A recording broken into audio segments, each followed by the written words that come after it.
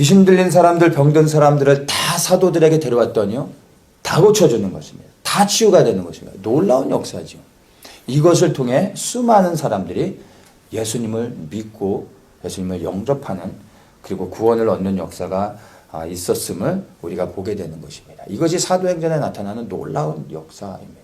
그런데 우리는 사도행전을 볼 때 이러한 사도행전에 나타나는 그런 성령의 다이나믹한 역사들에만 주목하지만, 지금 우리가 보는 이 사도행전 5장에서는요, 성령의 역사와 더불어 성령의 역사가 나타나는 그 현장에 일어나는 또 다른 모습을 우리에게 보여주고 있습니다.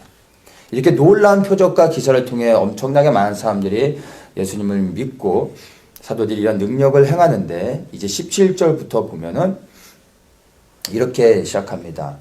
대제사장과 그와 함께 있는 사람 즉 사두개인의 당파가 다 마음의 시기가 가득하여 일어나서 사도들을 잡아다가 옥에 가두었더니. 성령의 역사가 나타나는 곳에 무슨 일이 있습니까? 복음을 전했더니 감옥에 갇히는 일이 있게 되는 것입니다. 많은 경우 우리는 이것들을 주목하지 않습니다. 성령의 역사가 나타나는 곳에는요, 반드시 대응하는 어둠의 역사들도 있습니다. 복음을 증거할 때 어려움을 당합니다. 복음을 증거하면 고난을 받습니다. 우리는 그것을 기억해야 됩니다. 어떻게 우리가 성령의 충만함에서 살아가는데 그런 고난을 받냐고요? 아니요. 질문을 그렇게 하면 안 되는 겁니다. 성령의 충만함 안에서 살아가는데 고난을 받지 않는 게 아니라, 고난과 어려움과 핍박이 있지만 성령의 충만함을 받았기 때문에 능히 그 모든 일들을 이겨낼 수 있는 것입니다.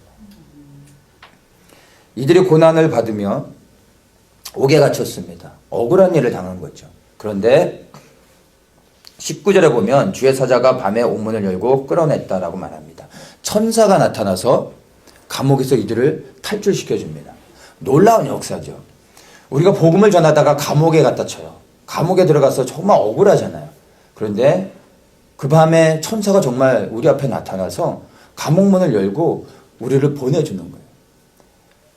간수가 우리 앞에 있는데 우리를 보지 못하고 우리가 그냥 감옥을 통과해서 나온다고 생각해 보세요. 얼마나 정말 익사이딩한 일입니까? 얼마나 하나님께 감사하겠습니까? 정말 이러한 일을 지금 이 사도들이 경험하고 있는 것입니다. 복음을 전하다가 감옥에 갇혀서 억울한 가운데 있는데 천사가 이들을 탈출시켜 줬습니다.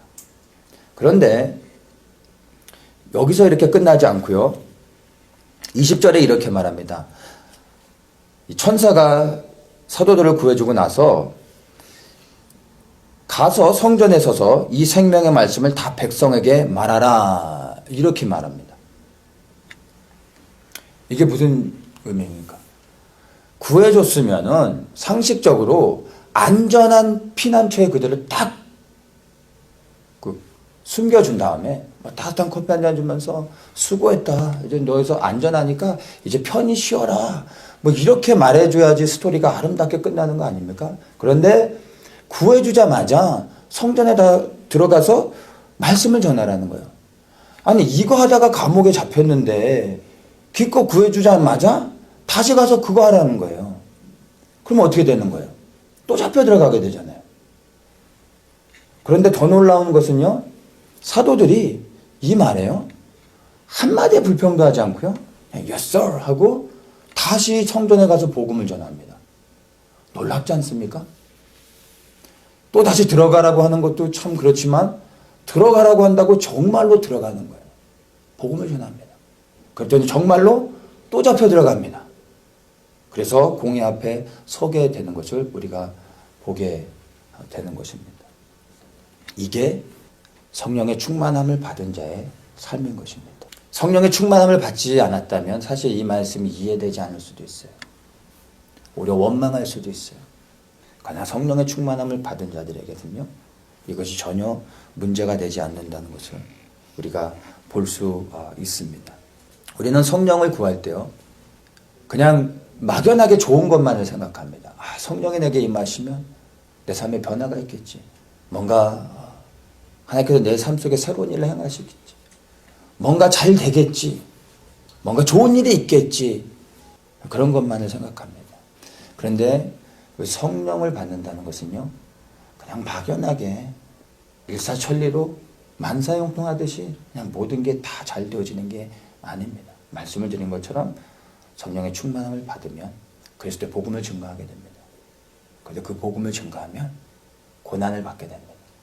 왜냐하면 우리가 살아가는 이 세상은 마귀의 권세 아래 있기 때문에 우리가 예수의 증인 되어져서 그리스도의 말씀에 순종해 복음을 증거하면 우리는 이 땅에서 고난과 핍박을 받게 돼 있습니다.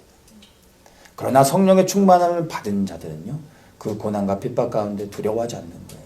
기쁨으로 이 사도들과 동일하게 주님을 충성스럽게 섬겨갈 수 있다는 것을 우리가 기억해야 되는 것입니다. 성령의 본질은요, 능력이 아닙니다.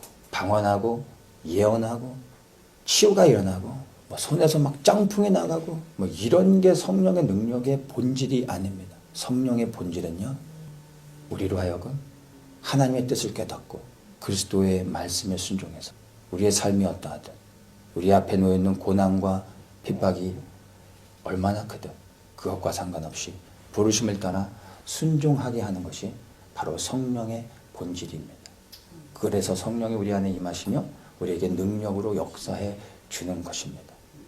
성령이 임할 때 우리 안에 능력이 나타나야 되는 이유는 그 능력을 통하여 예수가 그리스도임을, 하나님의 영광이 우리의 섬김과 수고를 통하여 나타나야 되기 때문에 우리에게 그렇게 능력으로 역사한다는 것을 우리가 기억해야 되는 것입니다.